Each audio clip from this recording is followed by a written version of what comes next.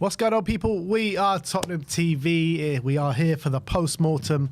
6 games to go now. Spurs rooted into the bottom 3. We've got our link for player ratings if you want to give your take on how low you want to rate these players yesterday. They were absolutely atrocious, each and every one of them, bar maybe Antonin Kinski. But, yeah, look, an absolute... I can't even put it into words, like how bad that was yesterday and how detrimental that result could be for us going into the last 6 games. Spurs are bang in trouble, people. We are bang in trouble. Bookies' favourites to go down. Everyone's favourites to go down. They're dying to send us down as well. But look, Sim was up there yesterday, made the long, old trip up to Sunderland. I did. Wasted trip. Set off at like 5:30 in the morning, 6 in the morning. Was about a 4-hour trip up there. Got there about 3 hours before kickoff. Didn't even see where the fans were. I was at both fan zones. One of the fan zones, by the way, seemed to be like a kid's birthday party. It was really weird. It's like a leisure centre. Walk in, there's like kids playing FIFA on a TV, and there's like some sort of DJ. There's nothing going on. It was one of the weirdest things I've ever seen. I don't know. Sure, it was a fan zone. That's where they sent us. It was supposed to be a fan zone. Not much going on there. Not many fans there, to be honest. Before I walk in, someone comes up to you and goes, "Don't even bother going in there. Don't bother. Like, it's not worth your time." I was like, okay. I went in there. I was like, okay, I can see what's going on there. So that was already a bad start to the day. We ended up like going inside the ground like about an hour and a half early. That whole trip, you couldn't even get yourself a beer. Boy, I could get myself a beer. It just wasn't much atmosphere or any fans congregating, it seemed. I think everyone just seemed to go straight into the ground. Seemed like a pack away in, though. Yeah, the way in was full. I think there was a general sense of a bit of hope before the game, I think, talking to fans, and everyone's like, okay, got Zerbi in now. Could he kind of swing things in our favour? Can he change a few things on the pitch? These players are devoid of confidence. They haven't been playing any sort of football pretty much throughout the season. And I think the reaction to the lineup was a bit, I'm not sure about this. I don't know why is he not playing Xavi? Why is he not playing Tel? You know, is he playing Gallagher in the 10, Bergvall in the 10? Why is he playing with Richarlison off the left? So there was a bit of confusion from the lineup. Not to say it was like horrendous. Like, okay, I can kind of understand some of the selections, but I just thought a bit confused. But anyway, look, he's got a new set of eyes on the team, doesn't he? He's been there for 9 days. That's what he's picked, and let's just see if he's cooking something or if we're going to get cooked. And unfortunately, it turned out to be the latter. But I think, you know, that before the game there wasn't much atmosphere, but as the game was kicking off and the team was coming out and there was general support, the fans were singing at the top of their full voices. I think for most of the game, to be honest, the fans are pretty good. I think within a minute we created a chance. We were thinking, okay, maybe things are happening here, but I think it very quickly, we reverted back to what we've seen for a lot of the season, to be honest. And it wasn't really any improvement. I would say for like the first half, at times we played some nice stuff, but unfortunately we just weren't able to create anything, were we? If we're being honest, I think we created a bit. There was one bit from Solanke right at the end. We had a penalty overturned, which we'll get into. Sunderland didn't do much either. They had a couple of moments from crosses, but other than that, they didn't do much. It was a bit of a dead game in that first half. But what really pissed me off, and I think it was palpable in the ground, was the referee. I think everyone was going mad at the referee. Obviously, wasn't up to date with like what you guys are saying or what the TV was saying or what social media was saying, but we were going mad about the referee in that ground. Every decision seemed to be going against us. I thought he booked both Romero and Van de Ven when they both weren't bookings. I thought those were ridiculous decisions. I thought Brian Brobby was getting away with murder in that first half as well.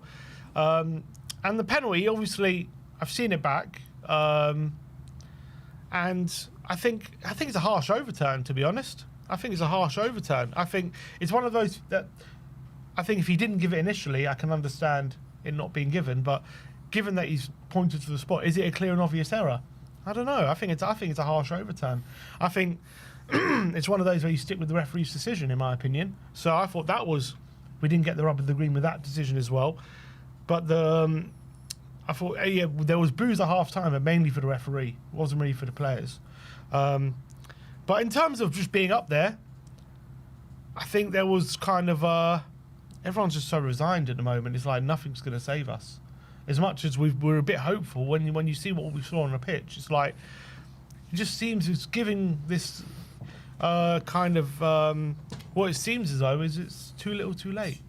That's reality. We can change a manager. Nothing's coming to save us at the moment. Like we've given him 7 games. It's not enough time to implement what he's going to do, what he wants to do on the pitch. You know, he said it himself. He doesn't want to inundate these players with too many messaging and too much tactical work. It's more about mentality.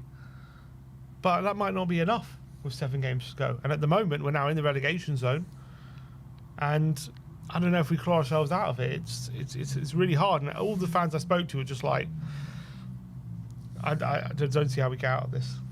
Yeah, look, there's a lot to unpack in what you just said there. But I want to start off with the lineup and the changes De Zerbi made throughout the game, because I thought all of it was shocking. I was saying to you before the game that, well, I was saying to you in the preview on Friday, like, we have to play our best players in their best positions. We can't do that playing a winger system. We can't play that playing 4-3-3 or 4-2-3-1, whatever it may be. We don't have wingers. So let's go for a 3-5-2. Let's go for, don't play wingers if you don't have wingers. There's no point pigeonholing Richarlison out on the left. There's no point pigeonholing Moani out on the right.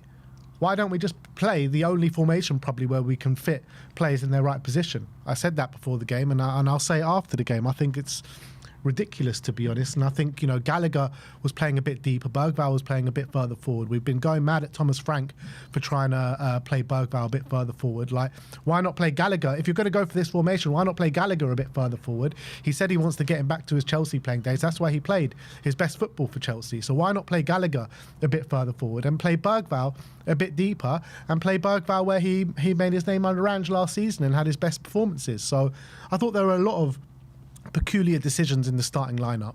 And don't get me started on the changes that he made throughout the game as well. It's just like, he had those changes, Pape Matar, João Palhinha and Matisse Tell ready to come on before the goal was scored. When the goal was scored, you have to change those decisions. Like, you have to bring on a Javi Simmons, surely, when you go 1-0 down, get a bit more creativity in the midfield. He waited till 85 minutes to bring on Javi Simmons. He said that, he would have brought him on earlier if it wasn't for the Romero injury and whatever. But, I was calling for him at half-time and definitely in the 60th minute when we made those changes. So I thought his changes were really poor. I thought the starting lineup was really poor.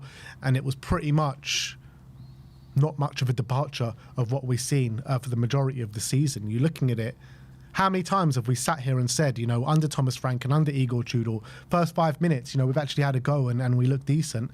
And then it just reverts back to type and it's just stodgy. We can't make 5-yard passes.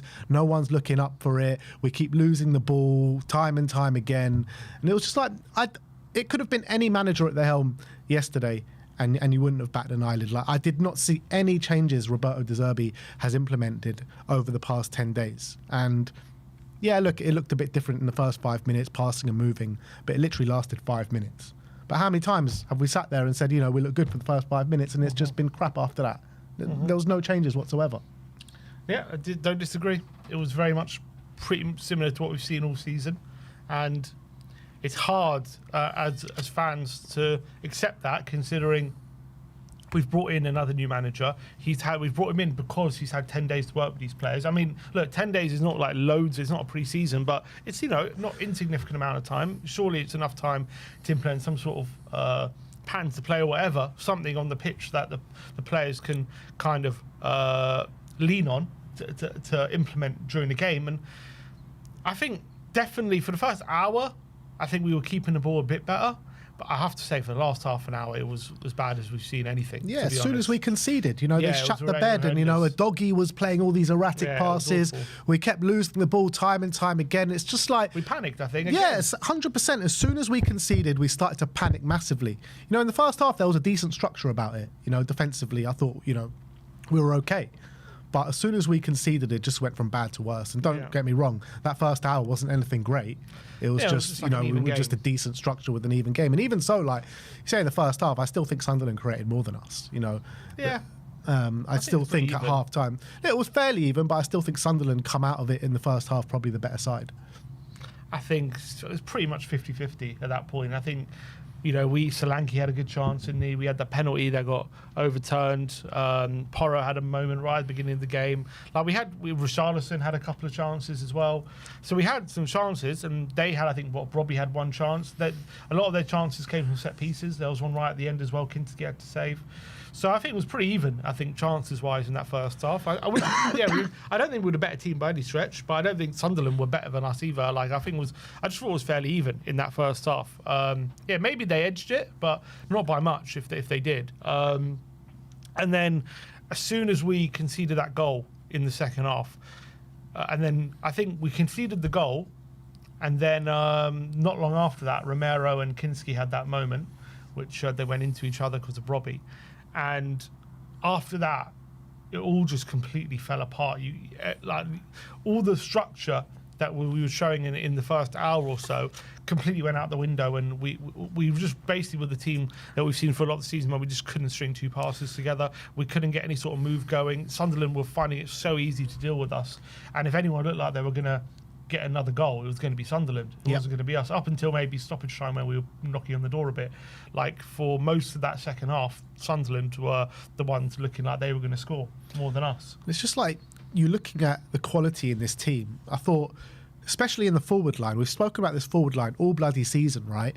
We had a front three of Richarlison on the left, Mwani on the right, Solanke up top. Solanke was pretty much anonymous for the whole time he was on the pitch. How he stayed on that pitch, I just don't understand it, because he just had no impact whatsoever. What are you going to take him off for? Yeah, but he took off. I would have taken off Solanke before Richarlison. I thought Richarlison actually was showing a bit of fight, and he was getting in positions and at least having a few shots. Tame effort's fine, and he wasn't playing well by any stretch of the imagination, but I thought at least he was trying to fight for the cause and, win balls and take it past men and actually have a go. Solanke was anonymous, completely anonymous. Apart from that little chance, or that good chance that he had at the end of the first half, I don't remember anything that he did on the time that he was on the pitch. I thought Richarlison was actually battling and fighting. That's, and that's what you got to show. And we can sit here and we can talk about formation and we can talk about players in each and every position like I mentioned before. But the reality is, if you can't show those fundamentals that Richarlison was showing for the majority of the time he was on the pitch, you're never going to get anything out of the game. You need players to fight for the cause for 90 minutes, not just, look like you're in a good structure until we concede and then completely fall apart. How many times have we fell apart just because we conceded a goal this season? The mentality of this team is completely shot to pieces, and that is why we're going to go down. It's not because of formations or the quality of player, it's the fundamentals and the mentality of this team is so weak. It is so weak. You concede one goal and then everything's out the window. At 1-0, you're still very much in the game. With half an hour to go, 100%. There's a lot of time there. And as you say, in terms of mentality, we're only one of two teams this whole season who have yet to win a game when we've gone behind. And it's us and Wolves, the only teams this season who've yet to win a game. So I think that goes to show the mentality of this team. I think De Zerbi said it. Tudor said it. I think Frank is obviously probably a big part of implementing this mentality, but obviously he's mentioned it. There's a massive lack of confidence in this team. There's I think the weight of relegation is weighing very heavy on all these players at the moment, and they can't seem to kind of get themselves out of it just by there's no kind of manager or any sort of words at the moment that can be said to motivate these. I don't think it's a motivation problem. I think they're trying, but there's something off here within the players in the club that I don't know what it is, but I think maybe mentality. Maybe it's just the pressure and the weight of what is ahead of us that they can't seem to overcome at the moment. And obviously, you're professional footballers. You're earning exuberant amounts of money. Being in this situation is what you're paid to deal with. Of course, that's the pressure you're paid to deal with. But I don't think any of these players expected to be at this club in this situation. So, are they built for this situation? Do they know how to battle in these situations or to get out of these situations? Clearly not. There's something that they're really struggling to deal with at the moment. And I think now we're in that bottom three, it's only going to ramp up. That's the problem. It's only going to get worse and worse. As we said, it's like this cycle that we're in where the more we lose, the more the pressure mounts, and the more the pressure mounts, the harder it is for them to deal with the pressure. And the more they don't deal with the pressure, the more we lose. And it's like we're in this cycle which we can't break and we can't get out of. And I think changing the manager with 7 games to go, I mean, it's a Hail Mary, but but that's what it is. People have got to kind of understand what that is. It's a complete kind of last throw of the dice kind of move. That's what we've done. And yes, is that the best move on the table? Correct. Does that mean it's a winning move? Not necessarily. And I think that's what we're seeing at the moment. There is no guarantee that getting even a coach as good as De Zerbi was going to keep us up. And look, we've still got 6 games to try and save ourselves, but at the moment, you're looking at what we saw on Sunday, and there is so much to work on that I don't see how we work on all that we need to in time to get us the wins needed. And other teams around us are picking up points, and we haven't won a game in 2026. And now you're looking at the prospect of probably needing 3 wins out of this point, out of the 6 games. Yeah. So we need to win half our games left, and we haven't won a game in 2026. Yeah. I mean, how is that ever feasible? How is that a situation where it looks even realistic at this point, let alone probable, or something that needs to happen? But I don't see how it does happen. Yeah, it's hard. It's really hard to see it. It really is hard to see it. Like, all the evidence and everything that we've seen suggests that Spurs are going down. All the evidence and suggests when looking at the other teams that they're a lot better than us. Not just like a little bit better than us, a lot better than us. They're looking at us laughing. Every single person that follows football, that follows the Premier League outside of Tottenham is looking at us laughing because we can't get our shit in order. No matter what manager comes in, no matter what formation we play, no matter what lineup we choose, we can't get our shit in order. And it's the same thing on a revolving cycle week after week. No matter how much positivity we put into it before the game, no matter how much hope we have before the game, it's the same bloody shit every single week. West Ham go and win 4-0 on the weekend. Nottingham Forest, in their last 3 games, they've had 2 draws and a win. One of those wins against us, that win against us. So it's just like, there is no kind of logical explanation to suggest that Spurs can stay up. There isn't. The only thing is hopium, copium, and being deluded. And that's where I'm at. I am. I can't sit here and give you a reason why I think Spurs are going to stay up. But I just can't sit here and believe that Spurs are going to go down. I can't. I just can't do it. Like, I'm full on deluded. I know I am, and I know what it sounds like, and I know what it looks like. But I can't sit here and accept the reality. I'm genuinely just can't sit here and accept the reality. We can't go down. We just can't. It's called being in denial. Yeah, that is. I'm in complete denial. I know I am. I know I am, and that's the stupid thing about it. Like, because I'm watching this team week in, week out. I'm seeing the other teams around us actually showing fight and ability to pick up points, and I'm still sitting here and saying that we're not going to go down. I think I'm the only Spurs fan left that's saying it. But I'm hoping we have to stay up at something has to click within these players at some point. But the games are running out. We got 6 games to go, and they're very hard games as well. I know. There's no easy game. There's no easy game left. You've got even next game, Brighton at home. A few weeks ago, we were saying, yeah, it's a good game for us. And now we're looking at it. They're 3 points off top 4. They're fighting for Europe. The only way that Spurs are going to beat this is a bit of luck going our way. And we are getting no luck. You know, they all say, like, when you're down at the bottom, you get no luck. And that's what it feels like right now. You know, back when Leicester won the league, you know, all the refs were giving the decisions to Leicester, and Clattenburg came out and said what he did about it, saying, I let that Chelsea game go on because, you know, I can't remember the exact quote he said, but basically he was suggesting that, you know, the referees were giving Leicester a lot of decisions and going against Tottenham. I feel that is going on right now, and I feel that there's some sort of thing where the referees are just giving every decision against us right now. That's what it feels like. Some of the decisions yesterday at the Stadium of Light were absolutely disgusting.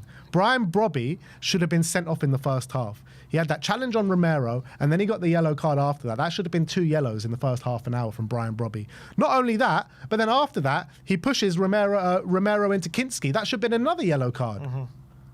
Like, this guy made 3 or 4 yellow card decisions, and he got 1 yellow card out of them. Like you mentioned before, Romero wins the ball, straight away yellow card. Van der Ven, straight away yellow card. Like, we're being ref differently to every other team, and I'm pretty certain of it. Like, there is something going on. There is something going on. I think first we haven't had a penalty all season, have we? And then we get one yesterday. You think, okay, maybe our luck's starting to turn a bit. I think if they give that to Sunderland, I don't think they overturn it. I think they keep it as Probably. it is. I think they stick with the referee's decision. Something's going on where, as someone said, 100%. It's a conspiracy. And I agree with you. We can't blame the refs in this situation. We got to look at ourselves. We've not been good enough, and we deserve to be where we're at right now. But on top of that, we're not getting the decisions. Doggy, I thought, was through on goal. Oh, that 100%. Gets closed down with the elbow, and the Luke 09 as well scrapes his studs down his calf, which Xavi got sent off for early in the season. By the way, I've seen about 10 players do what Xavi did early in the season, none of them being sent off, and yet Xavi got sent off. Same with Romero, when he gets sent off against Man United. I've seen about 10 players do that kind of challenge. This is what I was saying at the time, where people were like saying, oh, it's a red card to me. I was like, okay, but you're going to see that kind of challenge about 5 or 10 times, and they're not going to get reds. But we're the ones who are getting punished for it. I thought a doggy, that could have been a red card on 09, or definitely should have been a free kick in a dangerous position at the very least. I thought just before... He was through on goal, a doggy. Yeah, I mean, there was a covering defender, so maybe you could say it's not a last man. But, I mean, for me, he could have had a shot on goal there. Just before... there was a moment just before the Kinski and Romero moment where Matisse Tell, the Sunderland player, goes flying in on Matisse Tell, and we don't win a free kick. They then go up the other end, and Romero, and then Brobby pushes Romero. That should have been, as you say, a yellow card, but that should have been a foul on Tell. Shouldn't even got the other end, because there should have been a foul on Tell as well.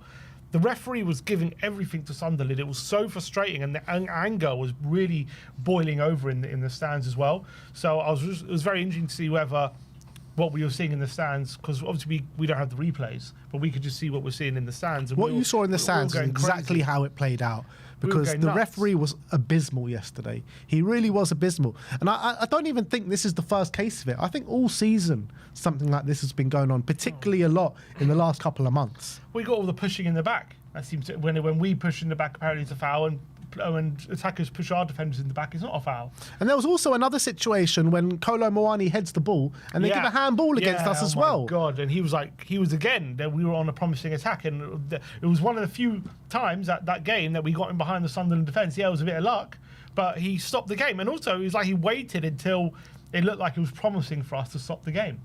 I'm telling you, man, there is a conspiracy to send Spurs down. And I said, don't get me wrong. Don't get me wrong. We have not been good enough, and we deserve to be in this position, and we've only got ourselves to blame for being in this position. But I'm telling you, there is a conspiracy from these referees to send Spurs down at this moment in time. I really believe that. You can still talk about it, even though it's not why we lost. It's also influenced the game. If Robbie was sent off in the first half, it's a different game. If we get that penalty in the first half, it's a different game.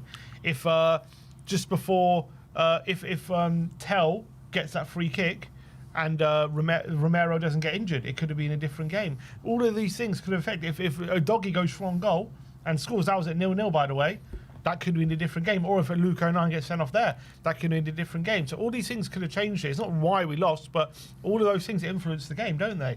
And you can't just brush over it just because outside of all those things, which was a lot of things, by the way, outside of all those things, Tottenham on top of that weren't good enough, but fine. But doesn't mean we can't mention all those things that seemed to go against us yesterday, which were all ridiculous. Both our defenders being on yellow cards in within half an hour. 3 out of 4 of the back three of back four. Yeah, and Porro got booked for complaining about it as well. So the whole thing was quite ridiculous. And on top of that, the goal we conceded was a massive slice of luck. Yeah, look, massive slice. It was a slice of luck because it was a massive deflection. Yeah, but the defending to not closed down Mukiele was absolutely disgusting, man. Like, you've got 3 defenders there, Conor Gallagher and 2 others, I can't remember off the top of my head. He was just able to just prance through into the middle of the park. So he should never be able to get that shot off. Okay, but at the end of the day, that's fine. Wasn't good enough. At the end of the day, it's a defender on his a right back on his weak foot with a weak shot, having a shot from 30 yards or 25 yards. I think it's a massive stroke of luck. Every day of the week, you would allow that shot. Every day of the week, you wouldn't be scared of that shot. But it's also lazy defending. Okay, what you could say closing down. At the end of the day, it's more luck than anything else. That I agree. It's not bad. It's more about luck than bad defending. That's why we conceded in that moment. And it also got blocked. The shot did get blocked. It just went deflected in. So it wasn't like he wasn't closed down. Look, it wasn't good enough from Gallagher and I think Gray as well. They both allowed him to walk into the centre, 100%. It was poor from them. And look, Mukiele is quick, but they kind of just let him go, and that was really poor.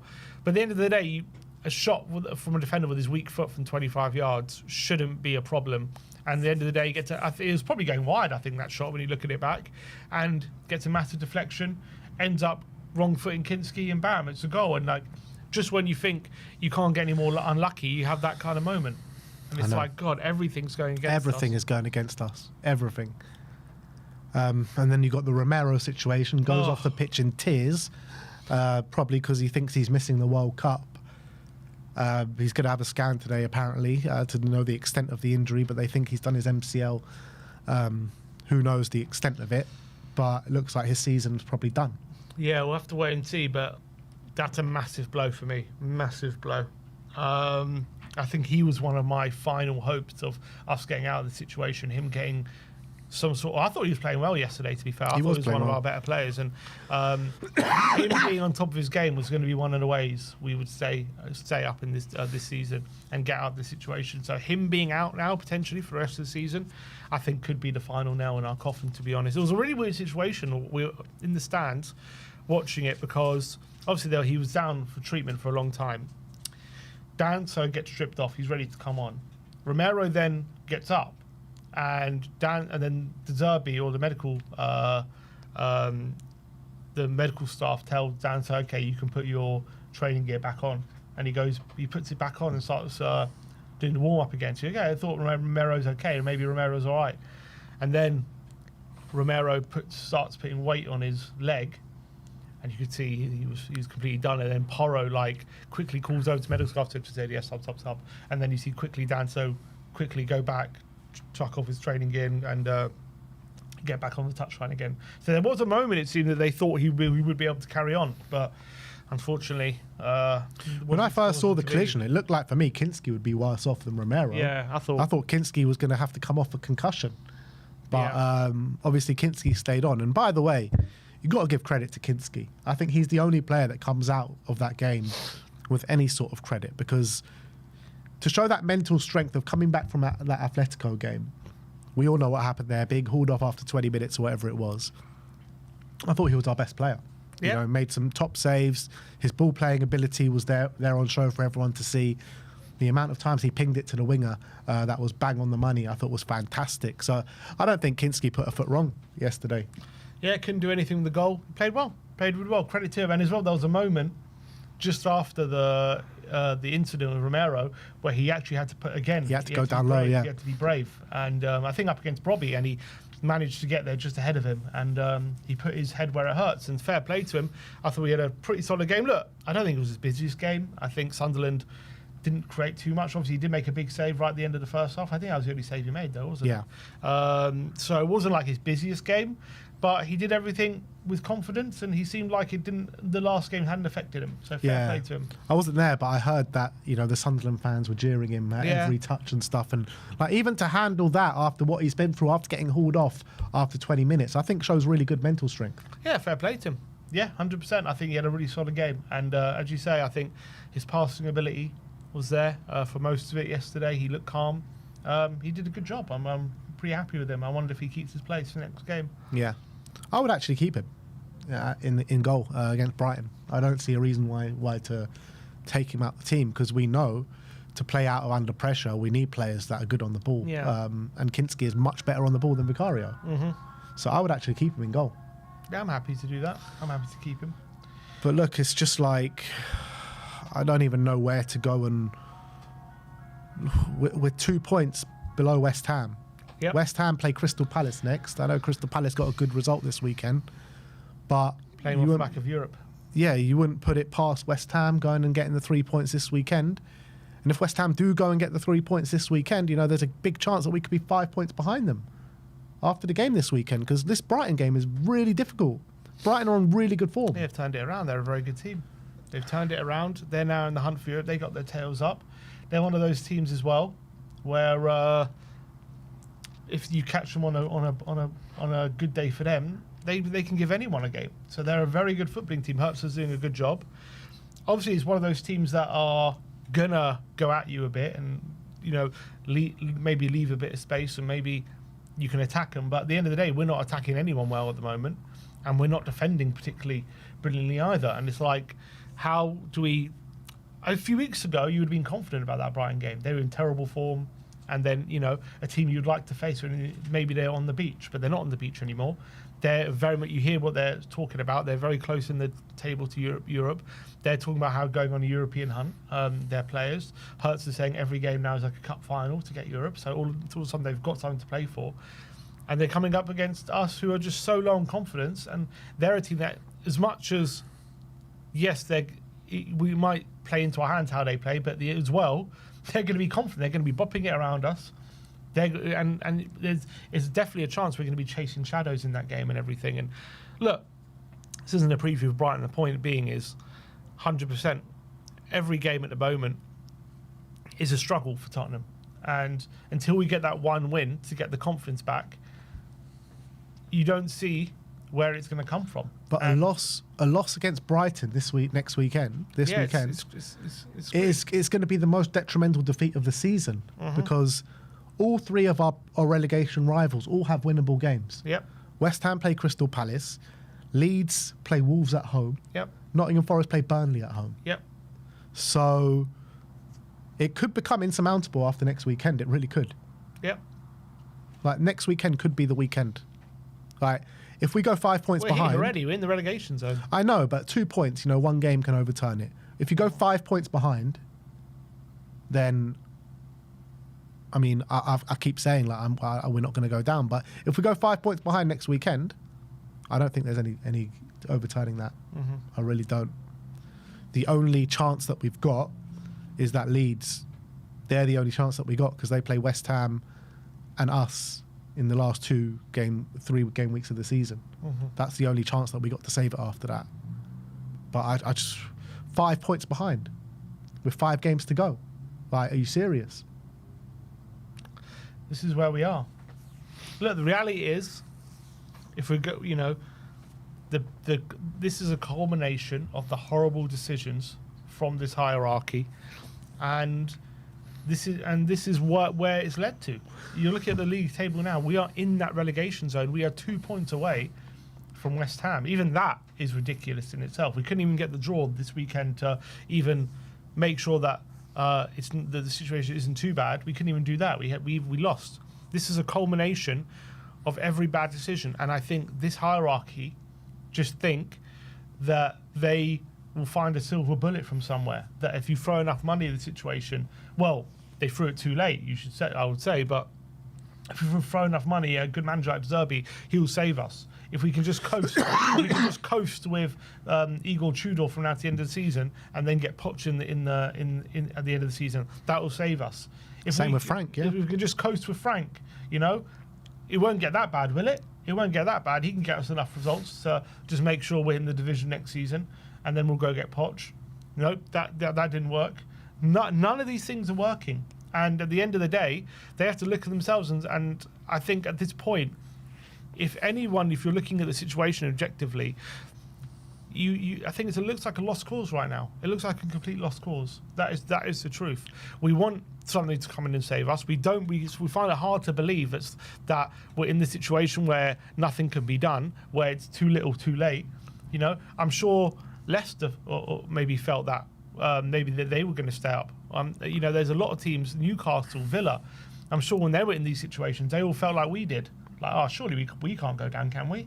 Like, Surely something's going to come in and save us. Surely the players will start to step up at some point. Surely this new manager will turn it around. Surely we're Newcastle, we're Villa, we're Tottenham. Surely something's going to come in. Surely these owners' bad decisions aren't that bad that there's nothing that can be done. Sure, there's something that can be done, but at the end of the day, we said it.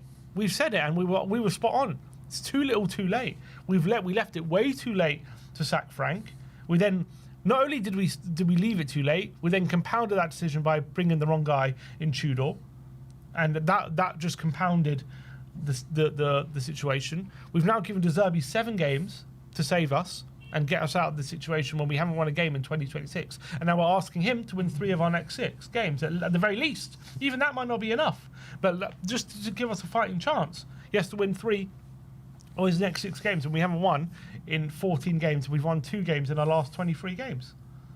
So you look at that whole situation, and you think, how the hell can the ownership expect anything to save us right now? When the damage, I feel like the damage has been done. That's the truth. And maybe it's not. Maybe we can turn it around somehow. Maybe we'll get a lucky win. Maybe we'll get some wins we don't even deserve, but we can just somehow, luckily, we'll get the luck. But at the moment, we're not getting the luck. And we can't rely on the luck right now because it's not going for us. So we have to rely on ourselves being good enough to win games. And we're not. And we're not. We're not good enough to win games. So how the hell are we going to get out of this situation? I find it hard to deal with and believe. I feel like I want to believe we're going to get out of it. Something will happen. We'll win a game. There will be something that comes in, swoops in, and saves the day. Maybe Maddison will do it. Maybe he'll come in with 3 games to go and win our last 3 games. Maybe that'll be it. Maybe something will happen. Something miraculous will happen, and we can turn it around. But right now, all logic, all evidence suggests that this is a lost cause. This is a sinking ship. And there are too many holes to plug, and we don't have the equipment to plug these holes. We just don't. There's nothing left here, and the ownership have to look at themselves. I think they think that they can still do something, but I think what they've missed is all these teams are facing at the moment. They're all well planned. They're well organized teams. They all have plans.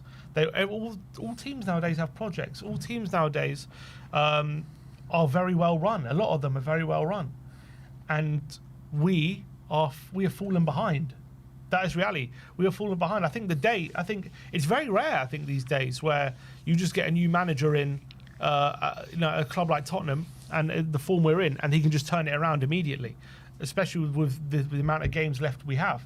It's not a common thing. I think back in the day, it's like we're still stuck in 2008, where that kind of stuff was commonplace. And you could just do that, and you could just rely on a new manager bounce, and you could just rely on a firefighter coming in and saving you, and all these things. I think nowadays, the Premier League is so tough. Every team now has good managers, good projects, well organised, good players as well, good recruitment. And we have fallen by the wayside. If you don't have all of those things, you're going to fall behind, and we are falling well behind. And just getting a new manager ain't going to fix it. It ain't going to fix it. And I think we're seeing that now. Look, it is only 1 game, and obviously De Zerbi is going to get time. He could lose all 6 games. He ain't getting sacked. Okay, this isn't like Tudor, where if the results are that bad, he'll go. This guy is going to be here till the end of the season, and he'll hopefully be here next season as well, even if we do go down. So it's not about him out or anything. It's just about, let's just cross our fingers, cross our toes, cross everything you got, and just hope, pray that something can change. Because at the moment, it's going to need a miracle. It's going to need a miracle. And I can't believe we're saying that. Before, I don't even think it needed a miracle to turn us around. It just needed some average form. But now it's like, we need something miraculous to happen. It's bordering on a great escape at this point to get us out of this situation. Well, it will be. If the results go the way I think it's going to go this weekend, it will need a great escape. 5 points to go. 5 points with 5 games to go pretty much is a great escape at that point. Well, if we lose to Brian, yeah. Yeah. So let's not get ahead of ourselves. It's not 5 points yet. It's 2 points. Let's just focus on that. But the likelihood is it can be 5 points. I think football is a weird game. You can't ever predict. I pray it's not. I do pray Like it's not. Arsenal, they lost to Bournemouth. No one would have predicted that. Yeah. Like, I wouldn't be surprised if one of those three teams or all of those three teams don't win. I wouldn't be surprised. So let's take it game by game. But right now it's 2 points. Even that at the moment, it seems insurmountable. We can't get one win. Yeah. And draws. We're not going to draw our way out of the situation. Yeah. We need wins and we need them quick. And this ownership have bloody blood on their hands. Wrong decision after wrong decision after wrong decision.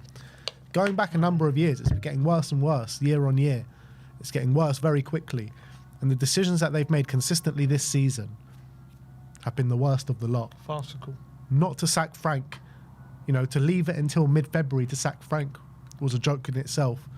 To go the whole of January and sign the players that we did was a joke. To sell Brennan Johnson on the first day of the window, Kudus getting injured for 3 months, which turns out to be 6 months on the second day of the window, and still not bringing a forward, was a joke. When the players available, you had players available that were probably willing to come to Spurs in Ryan, Oscar Bob, and Ademola Lookman. They don't do it. They don't do it. They say, oh, don't worry. Don't worry. There's no chance Spurs are going to go down. We're going to coast through and then we'll go get Pochettino at the end of the season. Every decision that this club has made throughout this whole course of the season is the reason why we're in this mess. So we need a hero. We need a miracle. And let's hope it comes, but it's hard to see it. God. It's very, very difficult at the moment being a Tottenham fan. It is so hard being a Tottenham fan. I just feel so resigned. Every game you're expecting something to turn around. And okay, we'll see something different today. And it's just the same. It's just the same. Nothing is happening. Yeah. The only thing that gives me maybe a bit of hope is when I think Everton were in a very similar situation when they were under Frank, weren't they? And it literally was like the last 4 games they turned it around. Yeah. And they just about scraped on the last day. I think in the penultimate game, weren't they? They were 2-0 down to Palace, knowing that they had Arsenal away at the last day of the season, and they needed to beat Palace to pretty much stay up. And they did turn it around at 1-3-2 and by the skin of their teeth. But they looked resigned at that point, and they somehow saved themselves. But I don't know if we have it in us. Yeah. I don't know if we have it in us.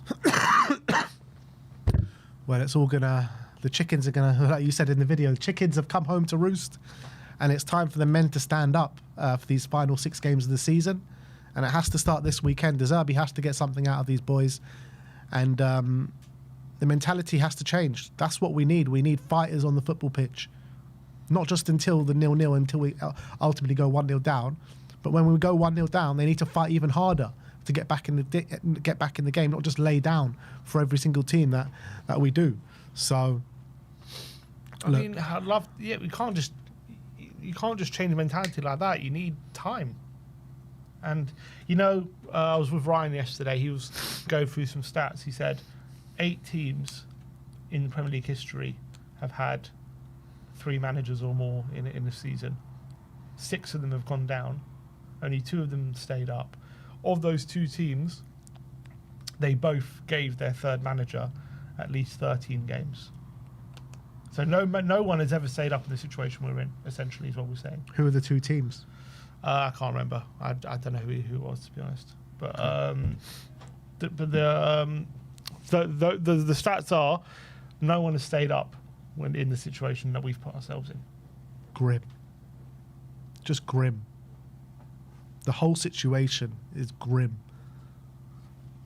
What more is there to say, man? We're just in this fucked situation. Everyone. The players, the managers, the board. Absolutely ridiculous, man. But anyway, hope you guys have put in your ratings for the player ratings, because that is what we're going to get into next. All right. That's a spoiler alert, that one is. Chelsea, they stayed up. Just about having got 3 or more managers. But they ended the season awfully. They probably ended the season in as bad form as we are when they had Lampard that season. And so 1, 2, 3, 4, 5, 6, 7. I think I'm missing one.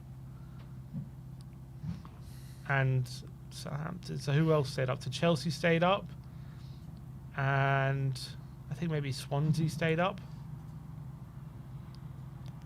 I think did Bob Bradley keep them up? Paul Clement? Maybe they went down that year. No, I think they did stay up. I think Swansea were the other team to stay up. All right, shall we do it? Let's get into these player ratings. Sunderland 1, Tottenham 0. And first up, we are going to look at Antonin Kidski. 6 from me, 7 from you. You guys have given him a 6.6. It says 0 there. I'm not sure why, but look, I think he did everything well. Fairly quiet day. One really big save. Ball playing ability was fantastic. The only reason I didn't give him higher than a 6 is because he only made one real good save throughout the game. But look, to be fair to him, I think it showed real big mentality to have this start on the back of that Atletico game where he got taken off after 20 minutes. Really good mentality to come back and show a really strong showing. Yeah, I thought, fair play to him. Solid game, solid performance. I really appreciated the fact that he didn't allow kind of that Atletico game to affect him too much. I thought he had a really solid showing, good passing out the back, some really good sweeps out wide to Porro especially. Played quite confidently. Also think he put in his head where it hurts just after having that collision with Romero. So showing his bravery as well. Couldn't do anything with the goal. I made a really good save from Robbie. So, yeah, solid game. And also, there was a moment, was there a free kick? He had to tip over the bar, which was dangerous. So, fair play to him. Gave him a 7. Probably our best player. Yeah, definitely our best player. Next up, Pedro Porro. I gave him a 5. You gave him a 4. I thought he struggled on the right-hand side, to be honest, to deal with Lafay. But he was one of the only ones, trying to spam those crosses in, trying to create something. Had 2 shots on goal during the game as well. And I think that one in stoppage time was actually a really good effort that was tipped over by Robin Roofs. I think it was going in, and we got a corner out of it. And I think that was at closest we got to scoring. In terms of shots on goal, every effort was just so tame. And that was the only one that actually had a bit of venom in the shot. Yeah, decent effort. Obviously, he had one right in the first minute, didn't he? Yeah. Which was a decent effort, but was fairly comfortably saved by Roofs. I think that he did this beautiful switch to Richarlison. I think it was in the second half, didn't he? With Richarlison into space, which was a tame effort from the team, but that was quite nice from Porro. But he did really frustrate as well. He had that corner in the stoppage time, which ballooned into Rose Ed, didn't it? That was a very frustrating moment, and defensively struggled at times. I thought he was probably one of our better players from outfield, but still wasn't great. Yeah. You guys have given Pedro Porro a 4.3. Next up is Cuti Romero. I gave him a 5. You gave him a 6. Obviously, it looks like he might have suffered a season-ending injury, potentially a World Cup-ending injury, but we don't know. He's going to have a scan later on today. But look, I thought his battle with Brian Brobby, I thought he was doing very well in, very aggressive up against him. He won some really good challenges at the back, and, he was trying to play out the back and trying to use his ball-playing ability to our advantage. I thought he was having an okay game up until the time he got taken off. I agree. I thought the yellow card was harsh to me. I thought he got the ball, so I didn't think he should have been booked. And also, I thought Brobby was late challenge on him once. Should have been a yellow for that. Obviously, Brobby should have been booked for pushing him in the back. So I thought he was really in a battle there. I thought he was doing all right. Did the shot deflect off him, or was it Van der Ven? Van der Ven. It was Van der Ven. Look, I thought he was having a good game. I think some of his passes was brilliant as per usual. He was one of the ones setting the tone on the ball. It wasn't a perfect game, but I thought he was playing all right before getting the injury. And let's just really hope it's not serious, because if we miss Romero from now to the end of the season, I don't know how we're going to do. I think that's another nail in the coffin for me of us going down if Romero's out. I know some people would argue, he's not been good anyway and Danso's better, but for me, I don't know if Danso's good enough in the situation we're in. We need real quality like Romero gives us, and if without him, I think it makes the job even harder for me. Yeah, probably right. You guys have given him a 3.8. Cuti Romero yesterday. Next up is Mickey van der Ven. 5s all round for Mickey. I thought he struggled with the physical battle at times yesterday, but he did make a couple of challenges that were bang on the money. He just doesn't seem to be the Mickey of the first half of the season. You can see there's definitely, he's feeling a bit sorry for himself, and at the end of the game, it looked like he was crying. Yeah. Didn't think it was his best game either. Again, another player who I thought was harshly booked. Definitely. I didn't think I was booking on Robbie. Another decision which was frustrating. I think a couple of moments where he was trying to take charge on the ball, especially when Romero went off. He was trying to be like that senior player, but he just doesn't have the passing of Romero, unfortunately. He wasn't able to play through the lines like Cuti can. He tried a couple of times to run instead, but ended up getting fouled, and we didn't end up progressing the ball too much. But I thought it was a pretty quiet game for him, to be honest, in general. Didn't think it was his best game. You guys have given Mickey van der Ven a 3.4. Next up is Destiny Doggy. I gave him a 4. You gave him a 3. He was providing decent width for us in the first half, and I thought he got down to the byline and was able to be involved in a couple of attacks in the first half. Obviously, looked like he was through on goal and got hacked down, and the referee just didn't do anything about it. Ridiculous. I thought where he really let us down was when we went 1-0 down. For those last half an hour, I thought he was absolutely atrocious. He was panicking in possession, consistently giving the ball away.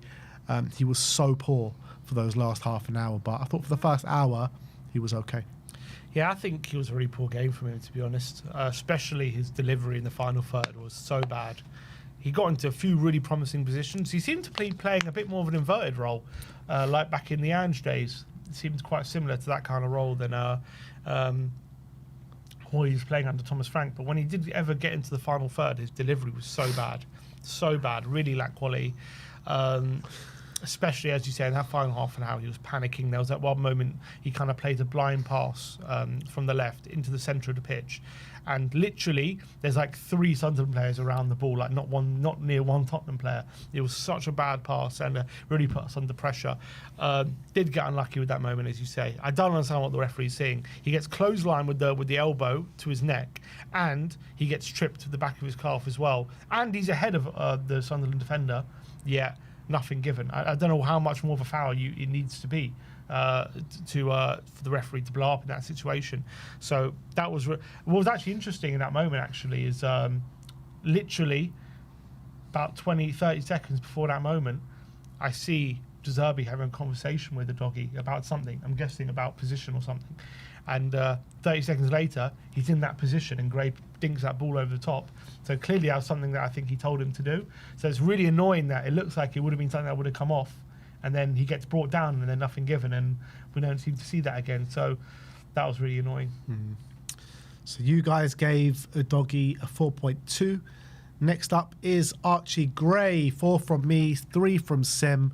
I thought in the first half, he was trying to be that anchor in midfield, and I thought he was doing a decent job spraying the ball. And, I thought we were doing all right in the middle of the park up until the second half. Second half, I thought he was completely anonymous. He did have that nice ball over the top to Destiny a doggy, but I thought in the first half, he was there trying to stand up and be counted for it. I thought he was all right in the first half, but it just went from bad to worse in the second.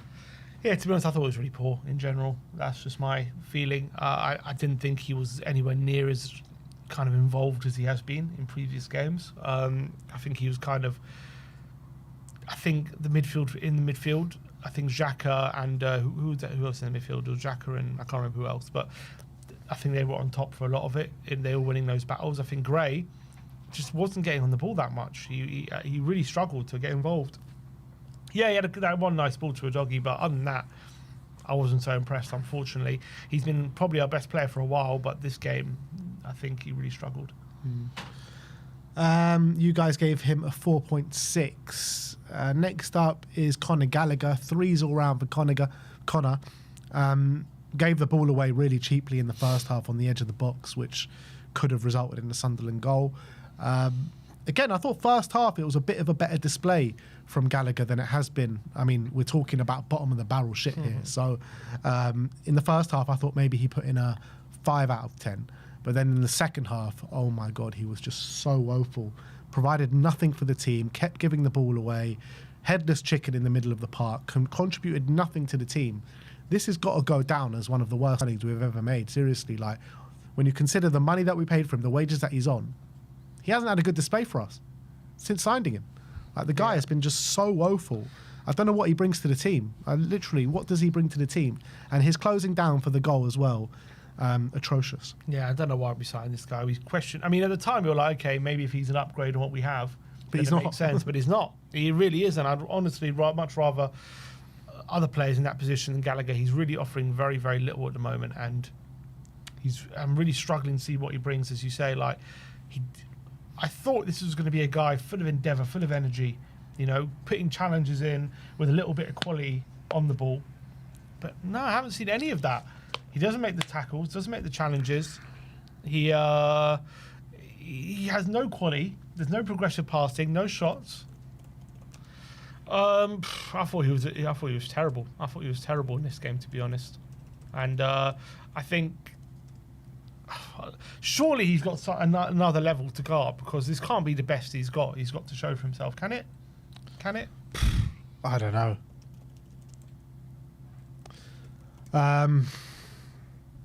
I don't know, man. Next up is Kolo Muani. 3 from me, 4 from you. I mean, this guy was pissing me off so much because he was just getting the ball and just trying to do everything himself. And we've seen this so many times from Muani, and ultimately he just ends up losing the ball time and time again. He's not a winger. I think it's proven. He's not a winger. He's not good on the wing. I don't think he's ever put in a good display on the wing. Potentially, obviously he won the penalty, but I think like he was trying to buy it anyway. He was going down so early. And I think that was a big reason why the referee didn't give it anyway, because it looked like he was just trying to buy the penalty. He was given a handball against him when it hit his head. So, I mean, look, the guy was actually trying, and he was full of running, but the quality was just so low, man. Yeah. I also don't like his dribbling style when he's on that side. He just seems to try basically push the ball in front of him and think he's Gareth Bale and thinks he can just push it into space and outrun anyone. And he's struggled to make that work, unfortunately. Look, I thought probably our brightest spark in the front three, but the bar is so low, it's hard to give him any praise for that. Late in the game, he was probably crossing the ball in a bit and trying to force something, but so many times he's running with his head down, and like there are better options there, and he doesn't kind of look up and find a teammate a lot of the time, and he runs down blind alleys and gets tackled a lot. Very frustrating. But as you say, I thought he was trying to make something happen, but unfortunately just wasn't able to. Yeah. 3.5 you guys give Kolo Muani. Next up is Lucas Bergvall. 3s all round for Lucas. I mean, the amount of times this guy was losing the ball in the centre of the park when we're looking to build up attacks was just so frustrating, man. Always trying things, which is a positive, but it was rarely coming off. So weak in the duel as well. It was just a really poor display. You know, before the game, in the build-up to the game, he says, I'm now ready to play 90 minutes. But it doesn't look like he is, because I thought he just put in a shocker, real big shocker. He looked completely out of his depth in that position, to be honest. I don't remember anything he did, to be honest. He looked I refuse to believe Xavi would have put in a worse performance from the start than what I think Xavi did just as much in 5 minutes as Bergvall did for the hour he was on. Didn't understand the decision to start him there, and he looked completely out of sorts. It wasn't a good display from him. Struggled to hold on to the ball, struggled to do like any sort of quick decision making. I think it's going to be a bit of a process with him, under Zerbi, but I think yesterday was a very bad start. Yeah, 3.4 you guys have given him. Next up is Richarlison. I've given him a 4. Sim's given him a 3. I give a bit of credit to Richarlison because I do think he was fighting. There were moments where he was able to take it past the fullback, but the reality was the quality in the final third and his end product was really poor. He had a couple of shots on the day, but it was just like such tame efforts.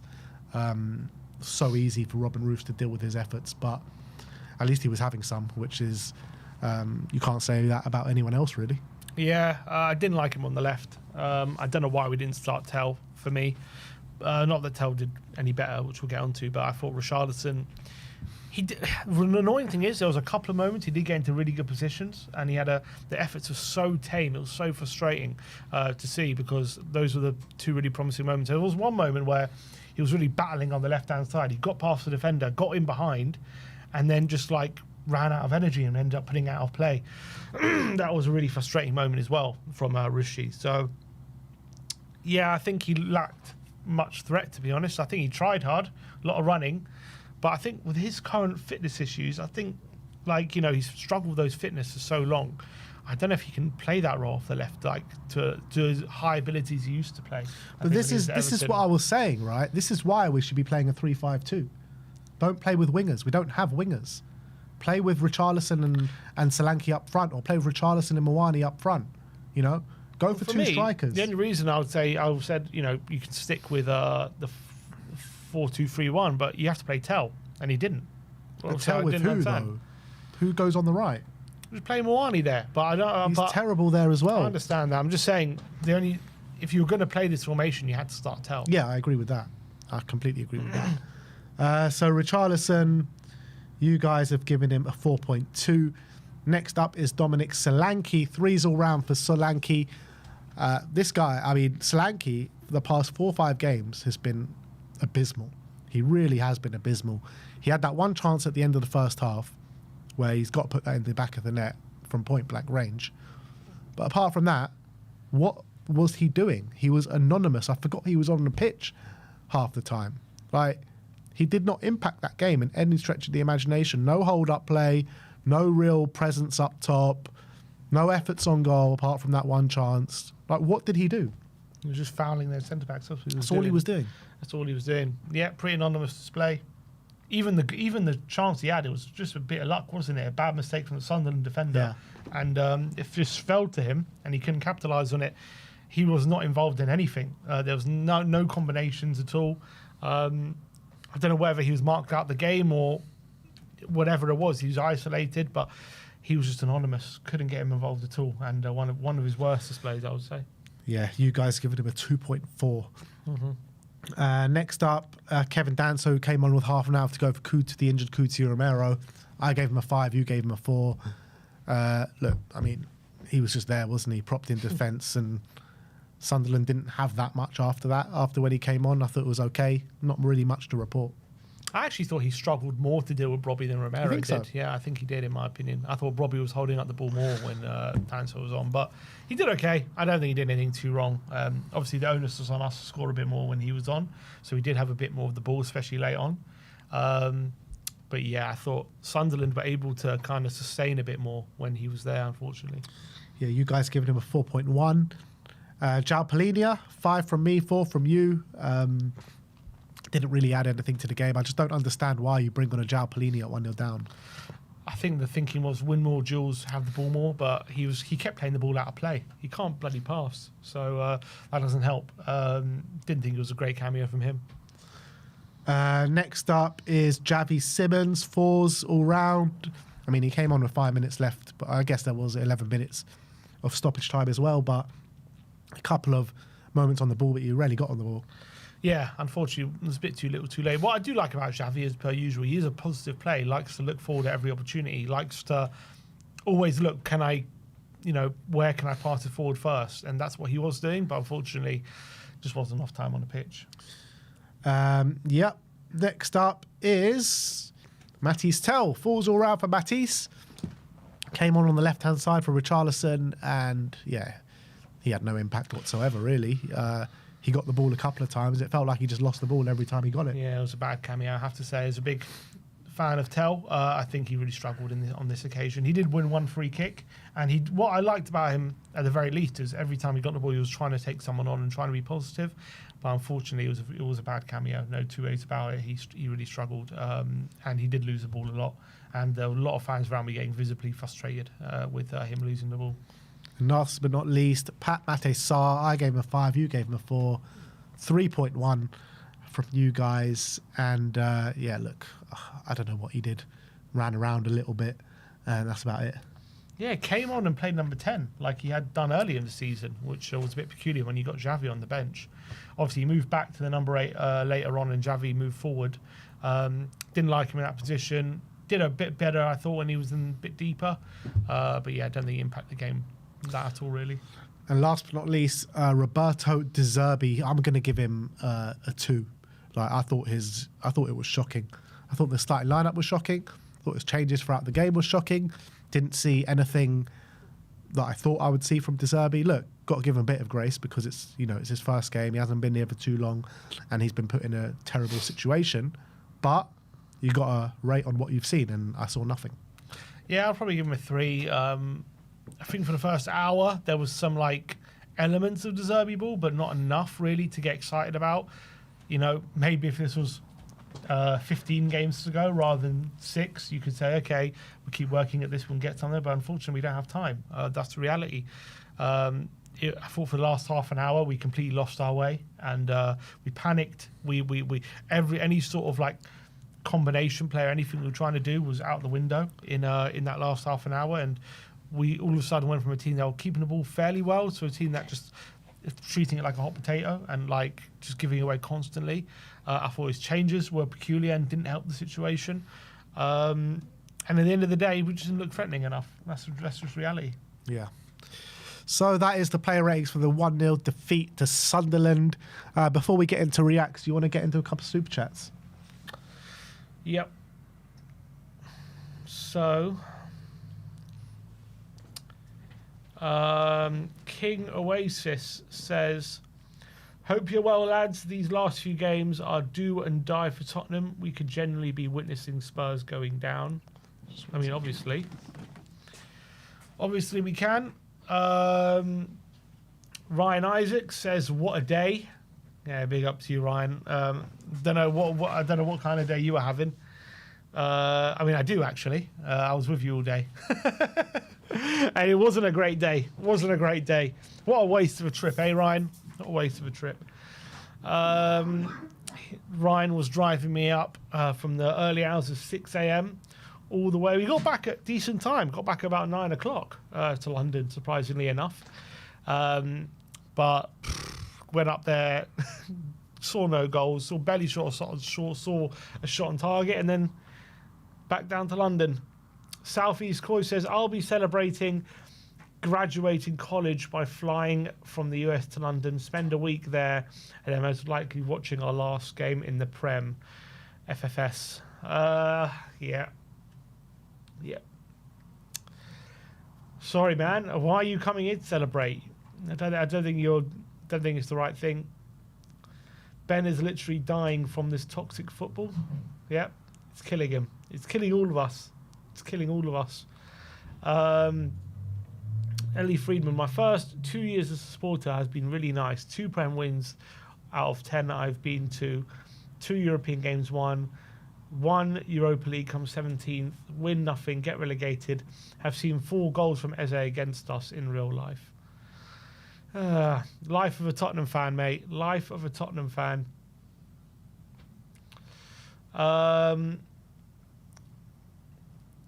Alex Dennis says hopefully Maddison can get involved in the last in at least 3 games. I mean, maybe that can be something we need.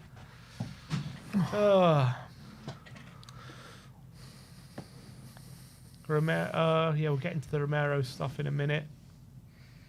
Complaining about another manager, says Evan. No, I mean, yeah, it's hard to really put any blame on De Zerbi, to be honest. We spent half our war chest on Roberto De Zerbi. War chest. Oh, Roberto De Spursy. There we go. Roberto De Spursy. There has been an update on Romero's injury, which we'll get into in a bit. But yeah. All right. Shall we actually do the Tottenham update first? Let's do the Tottenham update first, because there has been some news regarding Cuti Romero. So let's get into that. Let's just take this off.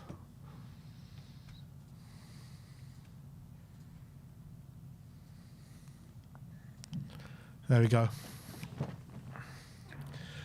All right, let's get into the Tottenham update, because Gaston Edul said yesterday on Coutinho Romero that Romero has some instability in his knee, and Tottenham are going to run ligament tests to see if he's injured and the MCL, or if it was just an impact. The pain is still there. And Ali Gold said that Argentinian media are expecting him to go for an MRI scan today. An Argentinian journalist called Martin Aravello says that Coutinho Romero will be out for at least 5 weeks, meaning he's likely to miss the end of the Premier League season, which is expected to be fit in time for the World Cup with the Argentinian national team. I mean, you could have written that. I could have told you that yesterday, probably. Let me just see what 5 weeks means. 1, 2... Well, seeing as there's 6 games to go. 3, 4, 5, 14th of... Oh, no, where am I? Oh, anyway. There's 6 games to go, yeah, I so understand. we're playing 1 game a week. Yeah, I mean, it won't help for the conspiracy theorists, will it? About, oh, he doesn't want to play for Tottenham, but he'll get fit for Argentina. But look, at the end of the day, clearly he got quite badly injured yesterday. What can you say about that? We all saw it. I think for me, it's a massive blow. It's a hammer blow for me, for our survival hopes. I think losing, probably for me, on this day, our best player right now to injury, just at a crucial time in the season, is exactly what we don't need. And it's such a massive blow to the team. And losing his passing ability as well, that De Zerbi could really utilise, is a massive, massive blow. Kevin Danso stepping in, for me, it's just such a step down. And we need our captain right now. Not just our captain, we just need our best player. We know in when the push comes to shove, he could step up in big moments and give big performances. And so for him missing these last, potentially missing these last 6 games of the season is a monumental blow. And I honestly think that could be the final straw that breaks the camel's back here, in terms of we lost Kudus a few days ago, who would have been a massive player for De Zerbi. We've obviously lost so many other big players throughout the season for many months. Obviously no Decky and Maddison still. And now our captain Romero is going to be out for the rest of the season. I mean, it just keeps going from bad to worse. What's a bigger blow for you, Kudus or Romero? I think Romero. I think it's Kudus.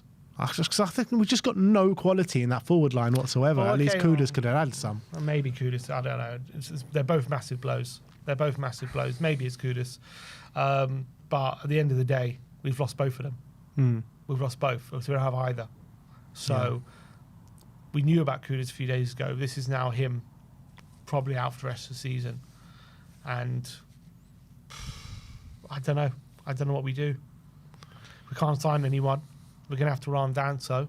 I don't think Danso's a bad player, but I don't think he's a great player. I really don't. I think he's average. He's like an average, probably bottom half Premier League player. That's what I think he is, to be honest. It's not like Romero's been playing well. You know what I mean? Like, I think Danso's actually probably been playing better than Romero. Doesn't matter. Over the second half of the season. We need players that are going to play for the team. I think Romero not playing so good is probably better than Danso, to be honest. I'm not sure about that, because I think Romero makes a lot of mistakes that cost us goals. I don't think Danso does anything good. I think Romero does a lot of good and Danso doesn't. But he also does a lot of bad, Romero. Yeah, I know. But I think Romero is a much better player. And I think it's a massive blow for me that he's missing. And I think Danso coming in, I don't know if it's going to be enough. I really don't know. Yeah, I don't really look at it like that. Like, I think it is a blow, but I don't think it's like this detrimental blow where, Romero's going to make all the difference for us, because he hasn't done that all season. I think he could have, sorry. So, look, I'm not fussed with Danso coming in. Like, we've had this conversation so many times about, I'm not fussed with Danso coming in. I think Danso's been pretty good, particularly from a defensive capability, from a defensive standpoint. I think he's done his job, where Romero has let us down quite a few times this season. So,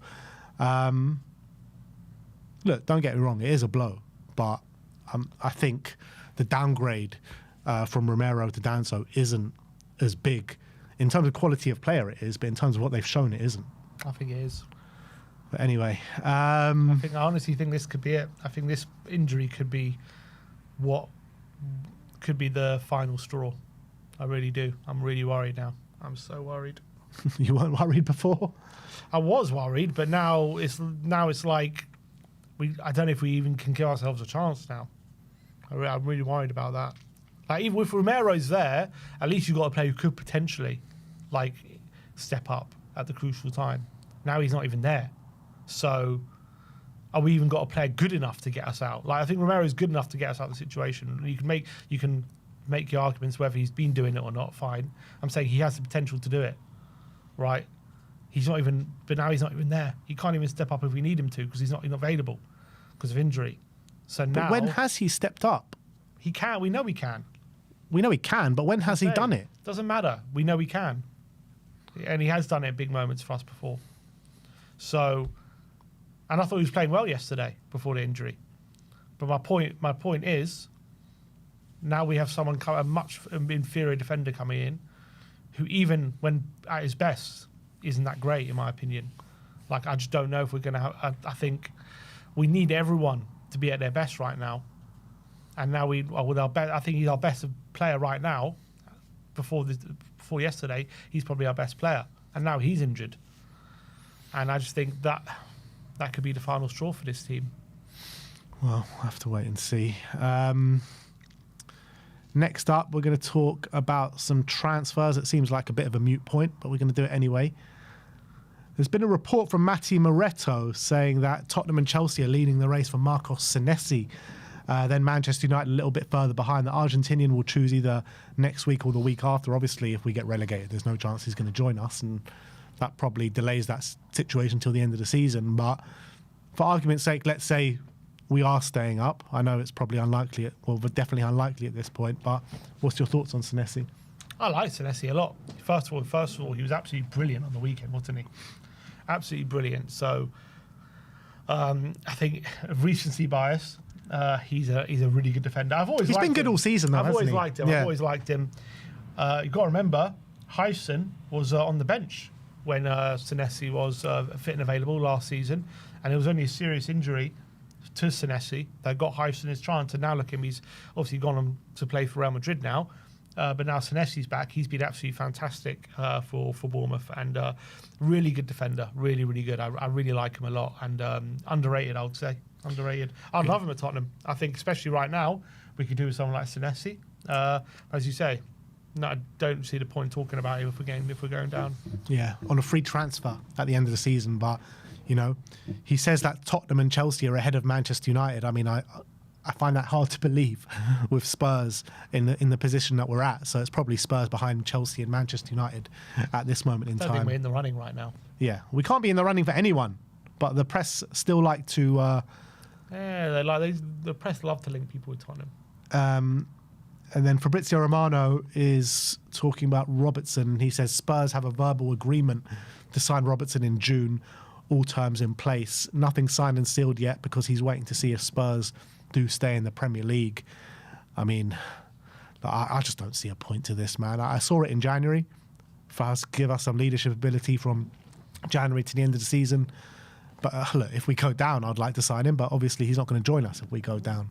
So, yeah, I would just forget this and just go for someone better and younger, to be honest. It's the only one looks like we actually have a deal agreed for. So, yeah, but not if we go down. Not if we go down, yeah. I don't really care at this point. I think he probably gives some good stuff in the dressing room and good leadership. I actually think playing one game a week would help him. I actually think if we were in Europe, we would have more struggle trying to fit him in because we know a doggy's in fitness issues, and if we would have to rely on Robertson to play 3 games a week, that's where I think it breaks down for him. But I think him playing 1 game a week isn't so bad for us next season. I don't really mind it. I'm not really massively in favour of it. I'd rather go for someone younger and give competition for. But I guess at the moment, beggars can't be choosers. I don't mind it. I'm not particularly happy about it, but I'm also not saying it's a disgrace either. Yeah, it's just not great, signing a 32-year-old who's probably going to decline even more next season. And last but not least, Tuto and Mercato Web say that Tottenham and West Ham are both interested in signing Barcelona midfielder Marc Casado. He'd only join either if they maintain their Premier League status. So basically, whoever stays up, he'll go to. Yeah, I mean, he says that. I don't know who this guy is, but he ain't coming to Tottenham. I'll tell you that. Yeah, I mean, if it's a straight shootout between Tottenham and West Ham actually look like a more attractive proposition right now. Yeah, probably. That's a damning statement of where Spurs are at right now. West Ham are a more attractive proposition than Tottenham. Yep. You know, for all these years, ever since I've followed Tottenham, you know, we've always been able to little bro West Ham. West Ham have always been below us. West Ham have always been that club to look at, being like, well, at least we're better than West Ham. Not anymore. Now, for the first time in my life, we were talking about West Ham actually being a more attractive proposition than Tottenham. That's mad. That is just mad. How have we sunken this low, man? How? We're a disgrace. Oh, God. We're an absolute disgrace. Anyway, that is your Tottenham update for today. Let me know in the comment section below your thoughts regarding all those news stories we have brought you today. And we'll move on to reacts. So let's see how the internet has been reacting to the fallout of yesterday, man. And first and foremost, let's go to Joshua. Joshua Wigan says there is none. Reputation damage, staff lose jobs, sponsorship drops, players leave. It's bad all round. That's in response to saying Return of the Shelf, saying what are the positives of going down? I mean, the only person that give you positives of going down is Stelios, really. Apparently, it's going to be a big reset. Everything's going to turn around, and we're going to come back stronger than ever. That's what's going to happen when we go down. I think Joshua is probably more spot on. Yeah, it's going to be detrimental to this club going down. Detrimental. And, you know, it's not so easy coming straight back up. I think going down would be so bad for the image of this club as well to be relegated. I mean, the whole thing is dire, absolute dire. So there are no positives for going down for me. Hotspur Edition says 14 games without a win, injuries or not, that is inexcusable. This club deserves relegation. It does. We do deserve relegation. Absolutely. We deserve relegation for all these bad decisions that we've made time and time again. You know, the footballing part of this football club has been rotting away for years, and this is where we're at right now. And we've been getting away with it for certain reasons. Maybe, you know, certain people have been stepping up at certain points. Well, we got away with it last year, by the way, because everyone in the three teams below us were just that bad. You know, they were just so bad. Yeah. And we finished 17th last year. We got away with it. The years before that, we were just getting away with it because we had world-class talents in Kane and Son. Yeah, but last year was also different. It was a different circumstance. We finished on first of all, finished on 38 points, which I'll take this season. Yeah. I'll probably take 38 if you offered it to me. Definitely. And also, I think we hit like 38 very early, and then we just basically played our second team for the rest of the season. This is a very different situation. We've been playing our first team every game, and we just can't seem to buy a win. Yeah. I think if we played our first team last season throughout the whole of the season, we probably would have finished on maybe 10 more points or so. Probably, I would say. So I don't think we would have been 17th, but we end up being 17th because of the circumstance. This season's different. But there was a warning sign there. The warning sign was, if you don't have the squad to compete, that's how low you could fall if under the certain circumstances. And now we've hit those circumstances because we don't have the squad to compete on multiple fronts. And now we're actually going to go down. And so we didn't heed the warnings of last season. We didn't learn the right lessons, and now we're in an even worse situation. Yeah. Return of the Shelf says Tottenham Hotspur, grow a pair and contact the league. Go public about your complaint. Forensically outline every bad decision from the last 5 games. Get V&I to talk publicly. Fight.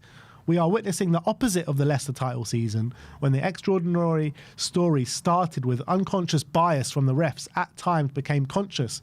The league wanted the story, the refs and the opponents wanted the story, they got the story. Tottenham are in exactly the same position. They all want the story, and they're doing all they can, consciously or otherwise, to make it happen. And that's exactly how I feel about this situation and the referees. And don't get me wrong, we can't hide behind the referees because we've not been good enough.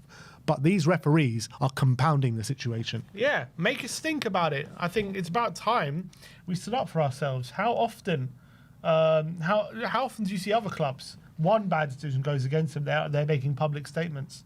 So I think we have to do the same, and it's about putting pressure on the referees when they're making these bad decisions. And if anything, it can make them rethink sometimes. Yeah, I think Spurs don't stand up for themselves, and I think Ange used to say it. No one stands up for us in the press or as a club. We don't stand up for ourselves at all. And yet you've got Arteta constantly crying.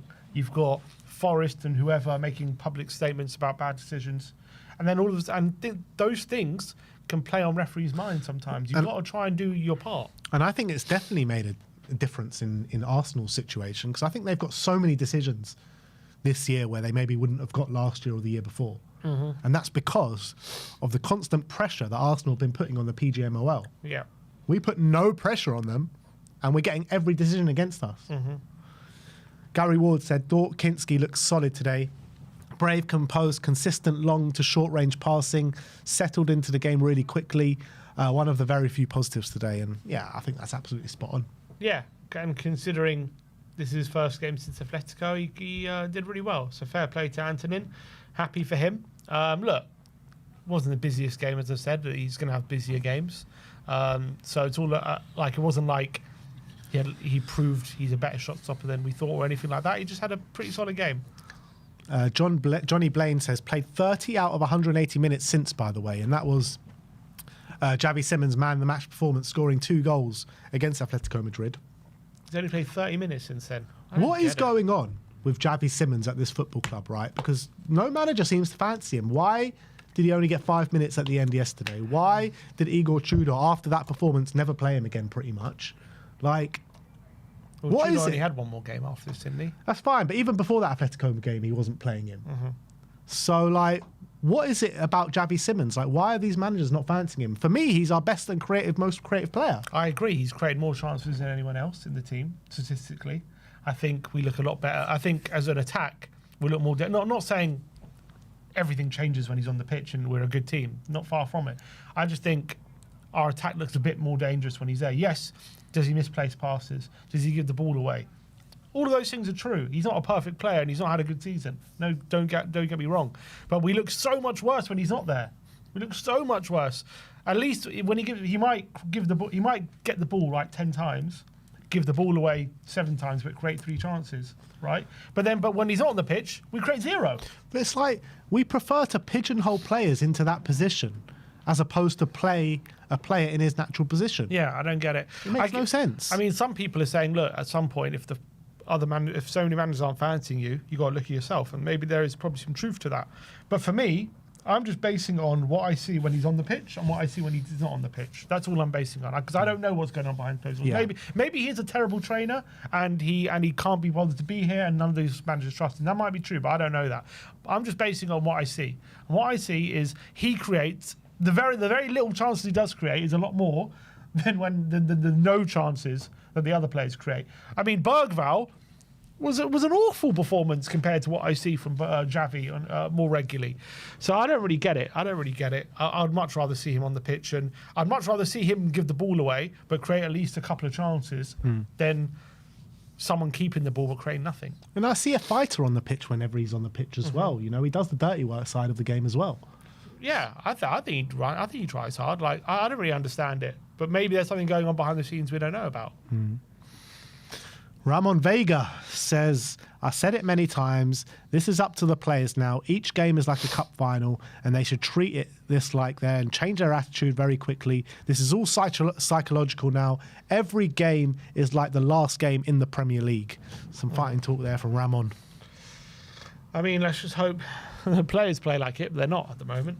They just seem so resigned at the moment. But I hope that every game is like cup final. We get up for it, and everything is do or die, and we play, and there's urgency, and we give everything. And I don't know if we might be, and maybe we're just not good enough. But I'm sure they've probably heard how many of these rallying cries at the moment. You know what I mean? Yeah. They probably hear it every week, and nothing's changing. Yeah. James Dickinson, get these clowns out of my club, man. The amount of times that they panned to these three clowns on the TV yesterday, just motionless. Vivian, Johan, and Vinay. I mean, get them out. The damage that these guys have done to this football club, it could be irreversible. It could be irreparable, yep, irreparable. BLTHFC saying, it's fine. Brobby can elbow our players, clatter into Romero, and concuss two of our players, but Van de Ven touches him, yellow card. That whole thing, Brobby, man, how he stayed on the pitch, I'll never know.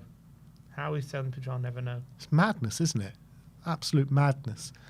If Romero does that challenge on Brobby, where Brobby got nothing for, he probably would have been sent off. Hotspur report saying 6 cup finals to go. No point hiding now. We have to show up and support the team. Come on, you Spurs. Yeah, look, I'm all for rallying the troops and saying these and putting these things out. Great, but you got to realise we've been saying this since like 12 games to go. 12 games to go. Cup for every game to cup, blah blah blah. Now we're down to 6, and we're still doing the same thing. And I'm not saying it's wrong to do. I'm just saying it's clearly not helping. I think like I don't know what to like. But we can't stop. I know we're going to say we're going to lose to Bayern. They go, okay, 5 games to go, 5 cup finals. But that's the reality. That's where we're at. We can't stop. That. I'm not saying we shouldn't support. We can't stop until it's all done. I'm just saying I'm a bit numb to these posts at the moment. Yeah, I get that. I do get that, but because I've seen so many of them now. I get that, but the reality is that's the only thing we can do. Yeah, that is the only thing that we can do. So I'm going to keep doing it.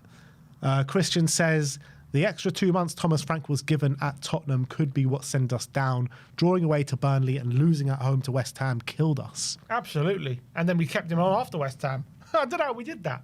I can't believe we kept him on after West Ham. We were so sure he was gone after that game. 100%. In hindsight, we probably should have got rid of him a lot earlier. I think definitely what should have been a massive alarm bell was that Forest game at the very least.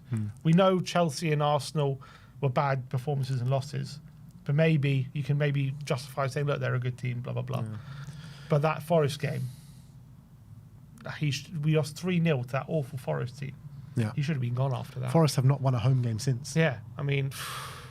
Kolo Muani pushed over, then gets completely taken out by Luko 9's slide. Penalty given on the pitch. We are told you are very high bar to overturn it, but overturn it if they do. Of course they do, because it's Spurs. Unbelievable. Yeah, for me, I mean, I've seen this a number of times. I understand the number 15, he does get a touch on the ball. And I think what's happened here is the referee thought that Alderete did. I think he thinks that Muani got the ball there, not Alderete. Spurs Army says, is that really enough to overturn it? No, probably not. I don't think it is. I think we got harshly done, because I think you'll see a similar situation where the referee looks at it and thinks, yeah, it's not a high enough bar for intervention for a similar thing. Spurs Watch has given us his opinion on the squad, and he says, Vicario reminds me of Ramsdale, pulls off the odd great save, but flaps at everything and fills you with zero confidence. I think that's pretty accurate, to be honest, on Vicario. Porro, been ran into the ground the last couple of years, can't cross the ball to save his life and can't defend. Romero doesn't even play incisive passes anymore, so he's just a liability for us most of the time. Van de Ven can't defend or pass, just quick, should be a fullback. Dragashin, horrific, Real Madrid move soon. Danso, average, okay backup. Udogie, he's all right, never seen him pick out his man in the box, injuries ruined him. Spence, bang average and thinks he's world class.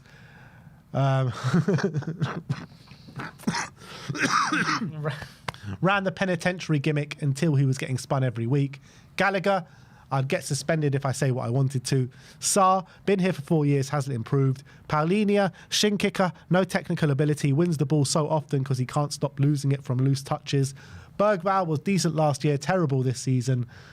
Could be decent under the right coach.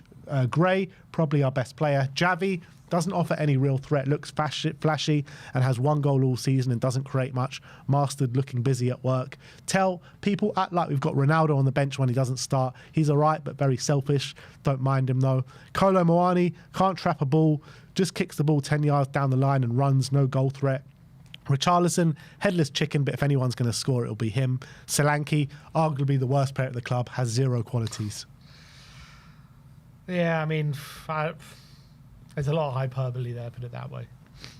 But where we are right now, this is the squad that got us there.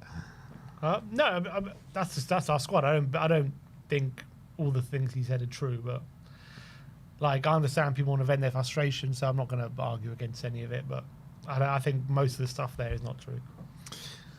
Brian Daigle says the irony is sickening.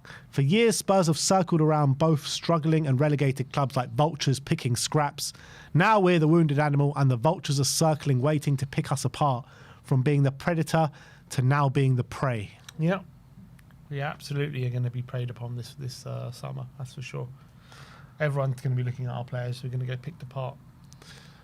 Liam says, this is just so unfair and heartbreaking. They've simply decided to send us down. Look at that. Look at that. That screenshot of a doggy. It's just like, how? That's a sending off in my book. He's ahead of him. He's got his hand to his neck, and you look at the bottom there, he's got his studs down his Achilles as well. Yeah. So I don't see how that's not a foul. I think it's ridiculous how VAR didn't intervene. The only thing here is, it's out of shot here, but to the to the left of a doggy there is a defender covering. So whether it's a dogzo, as they call it, you could argue maybe not, but definitely has to be a foul and a free kick for sure. For sure. And the annoying thing is, like, Van der Ven did so much less and got booked for it. So much less than that. And yet he's through on goal, essentially, potentially, and gets taken down like that and nothing given. Ridiculous. And they scored not long after that. Yeah. It was literally a few minutes, I think. Simon Yemene says, my biggest issue yesterday was that we didn't look like a De Zerbi team. Instead of fully committing to his principles, we compromised. That's not a reset, that's more of the same. Constant compromise is how we got here. I'd rather go down playing football we believe in. Looking at the team yesterday, look how we set up, look at the players we used in the specific positions. It was no departure to what we've been doing all season. Correct.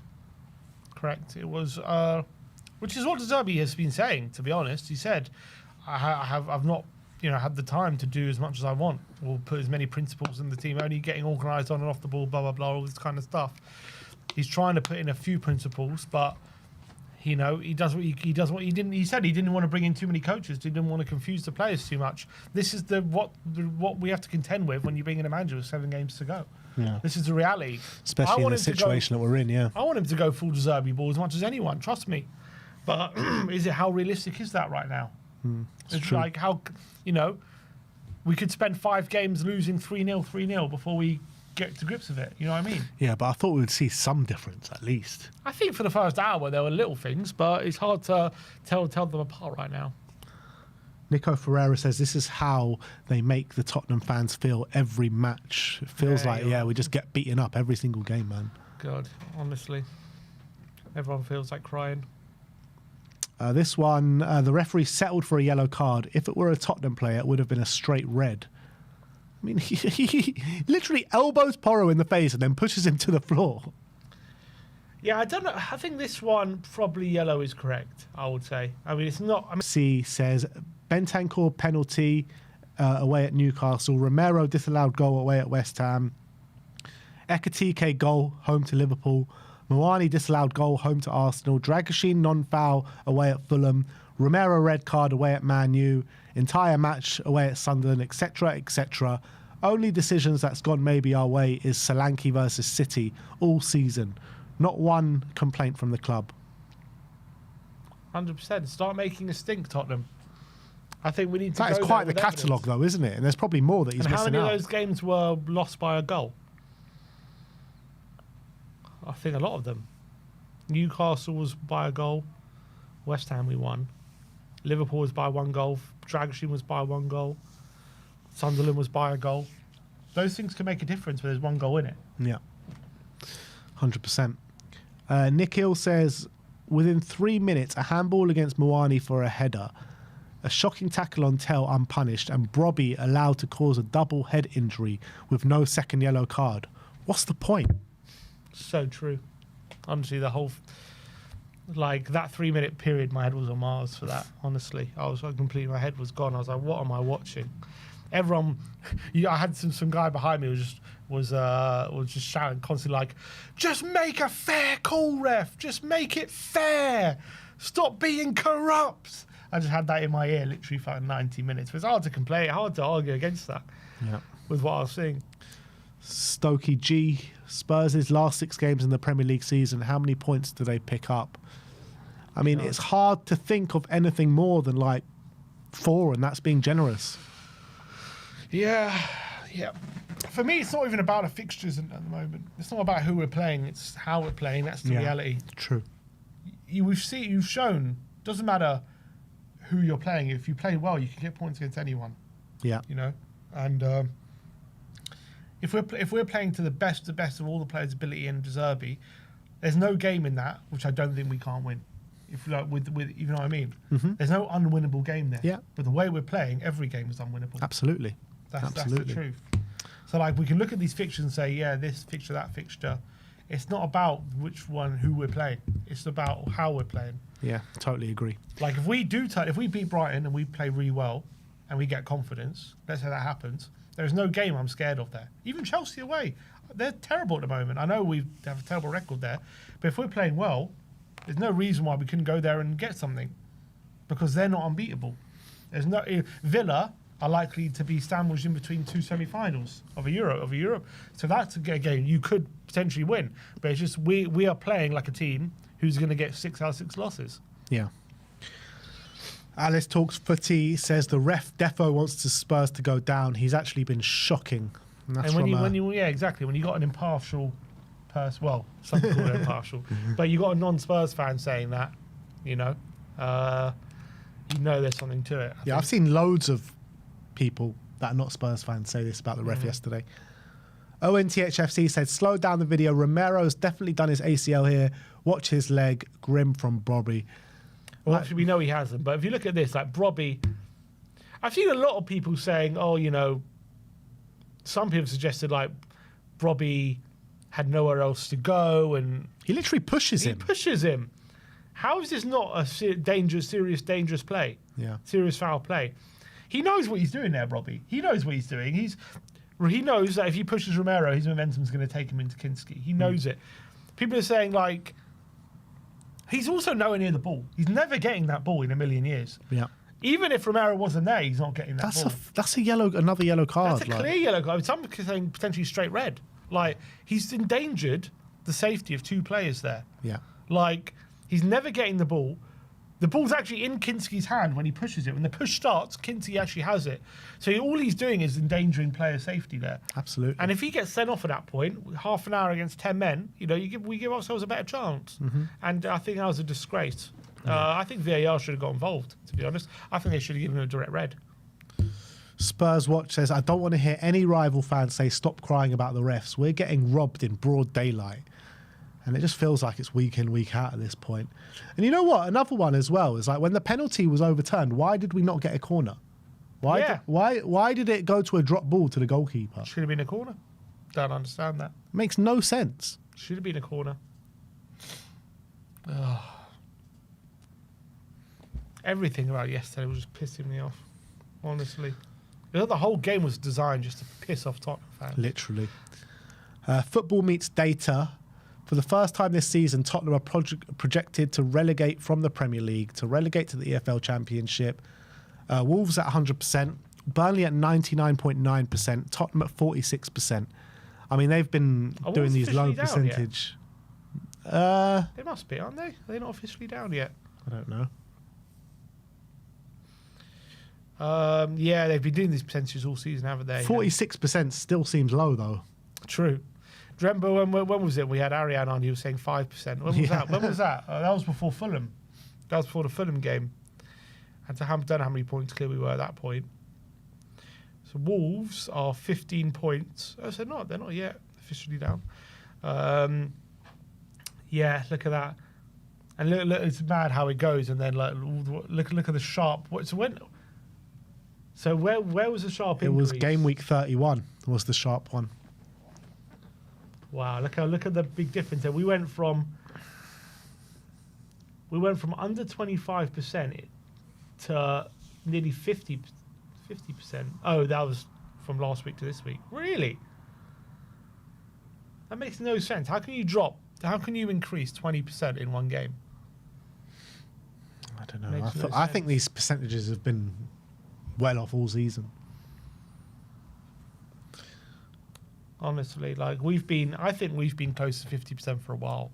I think we're over 50% now for me. Yeah, we're definitely over 50% now. I think we're probably 65% around that now. Suffering says, what's the dog so? Denial of a goal scoring opportunity. If you take the denial of a goal scoring opportunity out of the view, then other defender can cover. I thought after the Javi Simmons red card that any stubbs up contact on the calf is undoubtedly a sending off. Was there another rule change that didn't get communicated with us? That's what I'm saying. Like that, people are looking about the hand, the arm to the throat, but you look at his Look at this, man. So this was the Muani so-called handball. You know, clearly hits his head. Yeah, this was ridiculous. And also, he waited so long to blow. It was really frustrating. Smacks him in the head. We're on the attack, and he blows up for no reason. As soon as it looked like Tottenham are going to win the ball, he then blows up. Madness. Absolute madness. And the last one is back to the refereeing. This ball is a foul and a yellow card on Van der Ven. Sunderland's proper player should have been sent off, and he wasn't. And because of him, Borough get a free card. And there was a penalty not awarded, and a foul on Muani is a crucial one-on-one. Question mark as usual on English refereeing against Tottenham. So I don't understand how this was a yellow against Van der Ven. It's not even a foul. He just out-muscles him. Just like, if it's a foul, fine. How is that a yellow compared to some of the other challenges that were going in? It's madness. The whole thing is ridiculous. The whole thing. All these decisions. Romero had one as well. He gets the ball off Robbie and he got booked for it. The whole game was pissing me off. Oh, it just really done They're my trying head to in. send us down, man. I'm telling you, there's a conspiracy against Tottenham. Not like we need it. We're going to send ourselves down anyway, but like this conspiracy with the referees against Tottenham is just too much. But anyway, that is the way the internet did react to the game yesterday. Yeah, that's it from us today. We'll see you all again tomorrow. Thank you, everyone, for joining us. Like, subscribe, and comment. And as always, come on, you Spurs.